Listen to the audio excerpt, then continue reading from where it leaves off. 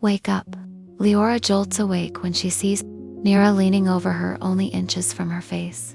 The dying glow of the fireplace throws long shadows across their tiny room, making Nira's dark obsidian skin seem almost black against the flickering light. You have to go now, Nira whispers urgently as she grips Leora's shoulder, still trapped between sleep and waking. Leora tries to speak, but Nira has already rushed across the room.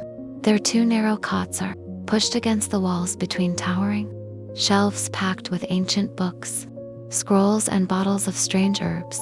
Leora feels the cold floor beneath her feet as Nira grabs her worn boots from beside the cot. She expects another argument about why the boots were left outside their small storage chest.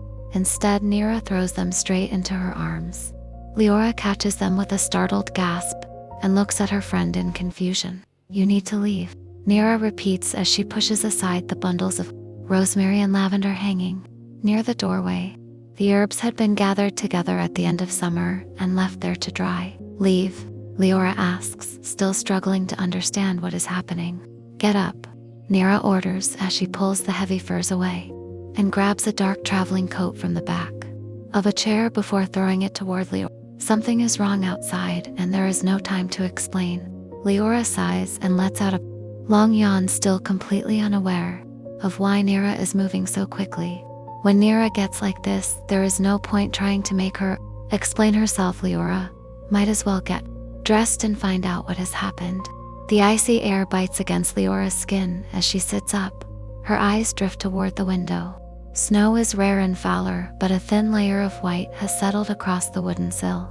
For a moment, Leora thinks that must be the reason Nira woke her. In the 11 years Leora has lived with Nira deep in the forests of Fowler, she has only seen snow twice. Even at 13, the sight still feels as magical as the first time. A smile begins to form on her face. Maybe Nira wants to collect the snow for a spell. Maybe today will be different from their usual training in magic and combat. It's snowing. Leora presses her forehead against the cold glass, watching tiny flakes sparkle across the branches outside. Her breath clouds the window as she stares into the snowy forest. Leora. Nira snaps impatiently. Leora flinches and turns away from the window. She grabs her worn boots and dark traveling coat, but this time she notices something strange in Nira's expression. Nira is not excited about the snow. She is frightened. What is going on? Leora asks as she quickly pulls on her boots without bothering with the tangled laces. Nira has tested her magic in strange ways before, but never like this. Whatever is happening has nothing to do with training. Leora looks toward the window one more time. The snow suddenly seems less magical. The forest outside is completely silent. Nira moves toward the door and listens carefully before looking back at Leora. We have to leave before they find us. He has found you, Nira says quietly as she carefully pulls back the thin curtain above their kitchen sink. She avoids disturbing the dried orange and lemon slices hanging from the wooden rod. Leora's hands go still. For a moment she cannot breathe as Nira's words sink in. Who found me? Leora asks softly, even though she already knows the answer. Who do you think? Nira whispers as she steps away from the window. Her face is tense and her eyes remain fixed on the dark forest outside. My father. The words barely leave Leora's mouth before Nira's hand moves. The sharp slap catches Leora across the face. Never call him that, Nira says, her voice shaking with anger. He does not deserve that name. Leora slowly raises a hand to her cheek. Her eyes fill with tears as she looks at Nira. For a brief moment, guilt crosses Nira's face, but she forces herself to remain firm. I need you to listen, Nira says as she gently lifts Leora's chin so they are looking directly at each other. This is the end of our story, Nira, Leora whispers. But it is the beginning of yours. No, Leora protests immediately. She understands what Nira is asking her to do, and the thought terrifies her. We go together everywhere. That is our rule. That is how we stay safe. That is how we have survived. Nira slowly shakes her head. Tears gather in her deep brown eyes. For the first time since waking, Leora sees the fear behind her friend's anger. Nira's expression softens. She reaches toward Leora's cheek and carefully traces the red mark left by the slap. Her calloused fingers are warm against Leora's skin. I am sorry, Nira whispers. I needed you to understand how serious this is. Leora struggles to hold back her tears. Nira takes a shaky breath. I want to thank you. I always wanted a daughter. The corner of Leora's mouth trembles into the smallest smile. Nira gives a sad laugh. Thank you for showing me what a terrible idea that would have been. Her eyes fill with tears. If it were not for who you are, I might have killed you. Leora stares at her in silence. Then Nira pulls her into a tight embrace. You were never my daughter by blood, she whispers. But you became my family. And now I have to make sure you survive. Leora's expression hardens as she clenches her fists at her sides. You are coming with me. So stubborn, Nira snaps. All my gray hairs came the day you learned how to talk back. But a heavy thud shakes the front door, and both of them turn toward it. They wait in silence, listening to the sound of something moving outside. I can portal us out of here, Leora whispers. No, you have to run. But this is what you have been training me for. We can reach the edge of the forest and escape. No, Nira says firmly. Nira, this is not the time to argue with me. What is the point of all this training if you will not let me help? I did not train you to die in this cottage. Nira hisses. I trained you to survive long enough to take your place in your realm. I am not leaving you. Stubborn, hard-headed, Nira mutters as she abandons the argument and rushes toward the bookshelves. She pulls several old books from the shelves, tears out pages covered in strange symbols and presses them into Leora's hands. Spoiled, I spoiled you now. You think you are old enough to make your own decisions. She continues muttering as she grabs bundles of dried herbs and stuffs them into a small traveling bag. I am not spoiled, I want to help. These are protection charms, Nira says, ignoring her. You know what to do with them. Nira. A second violent thud shakes the cottage. Dust rains down from the wooden beams and settles across Leora's fiery copper hair. Let me portal us. You cannot. I can. I did it. No. Nira breathes. Her defeated expression finally turns toward Leora. He found you because of the portal you opened. Nira lowers her voice. He has a witch working for him now. She has learned how to trace portal magic. Leora's eyes widen. Then I will fight. I have failed you. Nira hisses as she continues searching through the shelves. You have no survival instincts. You are going to get yourself killed, and Delric's ghost will haunt me forever. But Leora begins. Leora, for the sake of the gods, listen to me and stop arguing.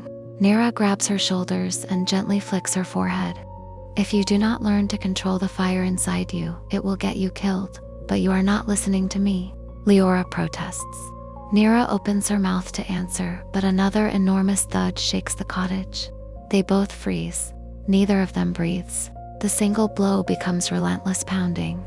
The invisible protection surrounding the cottage shudders under the force of the attack.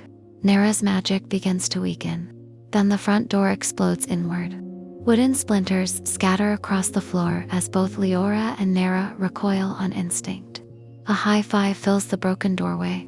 He is broad-shouldered and impossibly strong, moving with the controlled precision of a predator. As he steps just beyond the entrance, his movements are slow and deliberate, his wings spread wide behind him in a silent display of power. Leora's eyes move over his flawless features. There is nothing beautiful about him. His sharp, symmetrical face looks as though it has been carved from stone. His expression is cold and unreadable, but something in his eyes promises danger. He does not simply stand in the doorway. He owns it. But he cannot enter the cottage. Nira's protection charms cover every corner of the small home. Layers of magic surround the walls, windows, and door, keeping the hi-fi outside. He knows it too. Instead of looking at Leora, he turns his attention toward Nira. If he kills Nira, the magic protecting Leora will collapse. Nira straightens. She gathers more of her magic and sends it through the cottage. The power burns through every nerve in her body as she forces the protective barrier to hold. The hi-fi meets her stare. For a moment, neither of them moves. The cottage seems to tremble around them. Their battle happens without a single word. The hi-fi pushes against the barrier with his magic trying to force his way through. Nira resists. Her hands shake, but she refuses to give ground. Run. Nira manages through clenched teeth. No? Leora snaps as she steps beside her. She reaches for her own magic. Nira grabs her arm and tries to pull her back. Leora refuses to move. The cottage shudders violently. The wooden beams above them groan as dust falls from the rafters. Leora steadies herself. Her eyes move between Nira and the hi-fi as the need to protect the woman who raised her burns inside her. She knows they cannot stay. She needs to get them out. Leora closes her eyes and reaches deeper into her power. Purple mist begins to gather beneath their feet. Black sparks flicker through the swirling magic. A portal begins to form. The hi-fi watches her. A faint smile touches his lips as one eyebrow rises. Nira's eyes widen. Leora. She reaches for Leora's arm. The sudden movement breaks Leora's concentration. For one brief second, the portal magic falters. That is all the hi-fi needs. His magic strikes through the tiny weakness in Nira's protection. The barrier cracks. A violent wave of dark power tears through the cottage. Nira is thrown backward as the protective magic erupts around them. Nira lunges toward Leora as broken wood and splinters fly across the cottage. She throws herself over Leora, using her own body to shield the girl as the cottage shakes around them. The hi-fi sees his opening and charges forward. But Nira is hi-fi too. She is just as fast and just as powerful. Nira shoves Leora away from the attack. Leora crashes onto her back, and the back of her head strikes the floor. Pain flashes through her skull as bright sparks dance across her vision. Nira cannot stop to think about how hard she pushed her. She has only one thought: protect Leora. Nira raises both hands and summons her blinding light magic. A burst of white light fills the cottage. The hi-fi stumbles backward and raises an arm to shield his eyes. Run, Leora. Through the searing glow, the hi-fi reaches for his earth magic. Broken pieces of wood and debris rise from the floor around him.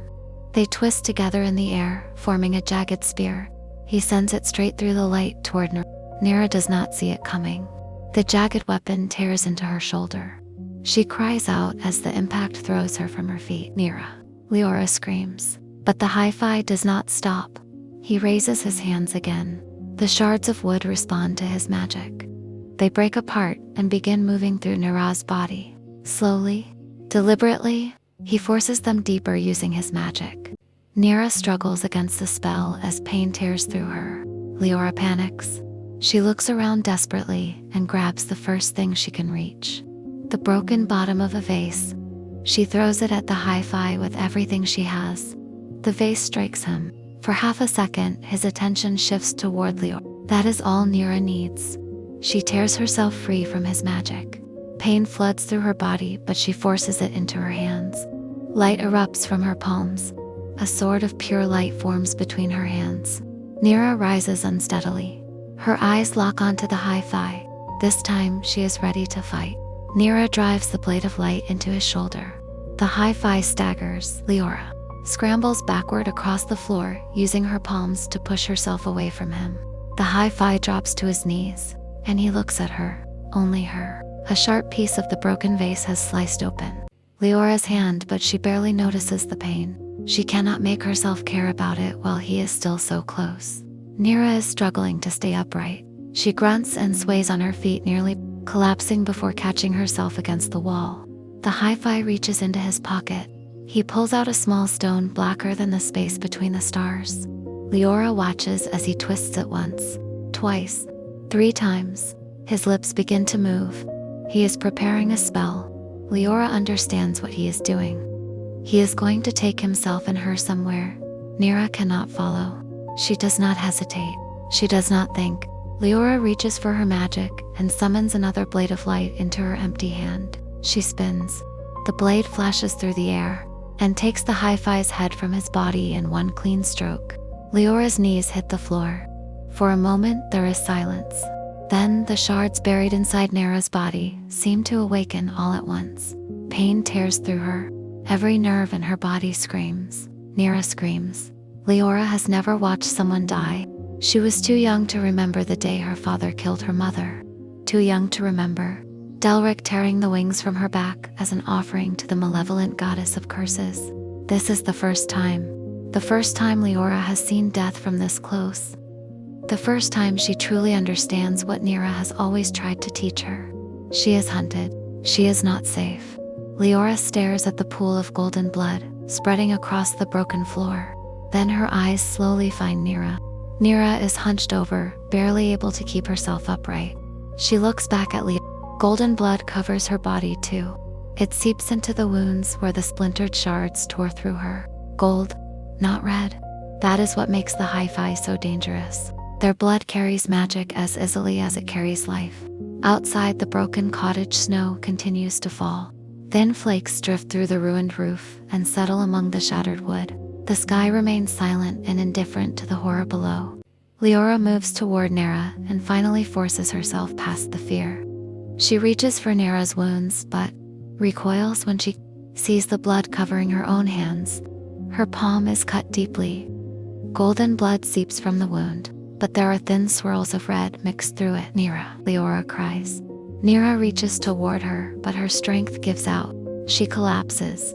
Maintaining the protection around the cottage and creating the blades of light has drained nearly all of her magic. She needs her healing potions, but they are gone now, reduced to broken glass, ash and splinters, scattered across the ruined cottage. You need to leave, Nira says desperately. My blood, look at my blood, Leora cries. I know. It is red, there is red in it, my blood, my blood. I know, I know, I know, Nira shouts. She grabs Leora's sleep shirt and pulls her closer. Leora stares at her. Then understanding crashes over her. You know, Nira nods. Leora thinks about every scraped knee Nira had distracted her from. Every bloody nose Nira had refused to let her see. Leora had always believed Nira was trying to protect her from pain. Now she understands. Nira had been hiding the truth. He is not my father, Leora whispers. No, and he wants me dead so he can take my mother's realm. Your realm, Nira corrects her. Leora swallows hard. The words settle heavily between them. For the first time, Leora understands that the danger chasing her is not simply about her father. It is about who she really is. Does he know? Does he know that I am not his? Is that why he wants to kill me? Leora's voice breaks. Is that why he killed her? Nira sighs. She reaches up and gently touches Leora's cheek. Her thumb wipes away the tears running down the young girl's face. For a moment, Nira simply looks at her. At Leora's scar. One last time. A jagged white mark cuts across the left side of Leora's face like a bolt of lightning. It stretches across her brow and disappears into her lashes before continuing down toward her cheek. The scar is part of Leora's curse. The curse that has marked her since childhood. There will be more Hi-Fi guards, Nira says quietly. Nira, please answer me, Leora begs. Run, Nira says. Run fast, run far, run wild. Do not stop until you know you are safe. Do not stop until you cannot hear them anymore. Do not stop until you cannot feel me anymore. No. Leora chokes out. You are strong, Nira says as she traces the cursed mark on Leora's face. And you will survive. Leora covers her mouth as another sob escapes her. Nira turns away. She cannot watch Leora cry. If she does, she knows she will break too. And there is no time for either of them to break. Shouts echo from somewhere deep in the forest. Familiar traces of magic begin to drift toward the ruined cottage. Go now, Nira says. Out the window. She points toward the window still attached to the half-broken wall. Live, Leo. I cannot lose you, Leora says as tears spill down her face. Do not do anything stupid, Nira says. Her voice trembles despite her effort to hide it. Stay hidden, use the protection charms, wait. The gods have plans for you, child. Listen for your call. Only then will you be ready. Leora grabs Nira's hand and holds it tightly. I will be with you, Nira says softly. So will your mother, your aunt, your uncle, and everyone else who died trying to protect you. She looks directly into Leora's eyes. You are going to be great, but remember who you are. Nira points toward the blood covering Leora's injured hand. I can smell their magic. A voice cuts through the cold air outside. Go. Now, Nira shouts. Leora. Leora cries as Nira pushes her toward the window. Go. Leora wipes away her tears and forces the window open. She climbs through the opening and drops onto the cold grass outside. The voices behind her grow louder. Leora looks back. Nira is already forcing herself to stand. She raises another sword of light. It is weaker than the ones she created before. Leora knows. Somewhere deep inside her, she knows this is the last time she will ever see Nira. It feels like an instinct, something buried deep within her five senses. She can feel Nira's fear. She can smell the danger. She can sense the rage building inside the ruined cottage. Leora does not want to leave. Her body refuses to turn away. Nira looks over her shoulder. Tears stream down her face. For one final moment, their eyes meet. Leora feels Nira's fear mixing with her anger. There is always a price for hiding someone a powerful Fae wants. Nira has paid that price, and she has no regrets. She only hopes Leora will understand that one day. Magic crackles somewhere in the distance. Nira raises her sword. Leora forces herself to turn. Then she runs. Her feet pound against the wet grass. Frost bites through her boots. The cold air cuts into her lungs. She does not slow down, even when tears freeze against her cheeks. Behind her, the forest comes alive. Powerful magic ripples through the trees. Shouts echo behind her. The wind turns bitter. The ground trembles beneath her feet. Then a familiar sweetness of magic crashes into her senses. And Nira screams. Leora does not stop. She does not turn around, no matter how badly she wants to. Her heart pounds. Her mind races. Her legs ache. Her lungs burn.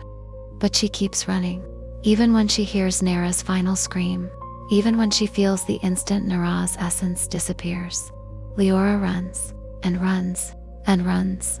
She does not know how long she has been running. The forest blurs around her. Trees become shadows. Branches claw at her clothes. Her boots grow heavy beneath her feet, but she keeps moving. Nira told her to run, so she runs. Eventually her legs give out. Leora crashes onto the damp earth beneath a towering tree. For several seconds, she cannot move. She lies there gasping for breath with her cheek pressed against the cold ground. Then she listens. Nothing. No footsteps. No shouting. No magic chasing her. Leora slowly lifts her head. Nira, she whispers. There is no answer. Leora closes her eyes and reaches for the familiar presence she has known for 11 years. Nothing. She reaches again. Still nothing. No warmth. No familiar thread of magic. No voice telling her to get up. No hand pulling her back to safety. For the first time in 11 years, Leora is completely alone. Her chest tightens. Nira is gone. The thought finally reaches her. Leora curls into herself and covers her face with both hands. A broken sob escapes her. She wants to go back. Every part of her screams at her to turn around. But Nira's final command echoes through her mind. Run! Leora lowers her hands. Her injured palm rests against the earth. Golden blood mixed with red drips from her wound. One drop falls onto the soil. The ground beneath her hands suddenly glows. Leora freezes. She pulls her hand back. The glow does not disappear. Thin threads of light spread through the earth like roots. Leora stares in disbelief. Her cursed mark begins to burn. Pain shoots across the left side of her face. She cries out and grabs her cheek. The white scar shines beneath her fingers. Then something answers. Not a voice. Not exactly. A presence, ancient, distant, powerful. Leora feels it beneath the forest. Waiting, watching, recognizing her. The air around her trembles. Purple and black sparks flicker across the ground. The same colors as the portal she tried to create inside the cottage. But this time, she is not controlling them. They are coming from her. Leora stares at her hands. Her golden and red blood begins to glow. A whisper moves through the trees. Remember who you are. Leora's breath catches. It is Nira's voice, or perhaps only the memory of it. She does not know. But she understands what Nira meant. She is not the girl who needs to be protected anymore. She is not simply the child hiding in a cottage. She is not her father's daughter. She is not a secret waiting to be discovered. She is something else. Something the Hi-Fi have been afraid of for 13 years. Leora slowly rises to her feet. Tears still cover her face. She looks back toward the distant forest. Toward the home she will never see again. Goodbye, Nira. Her voice breaks. Then Leora turns away. The purple and black sparks fade beneath her feet. The forest becomes silent again, but somewhere deep beneath the earth, something has awakened, and it knows her name.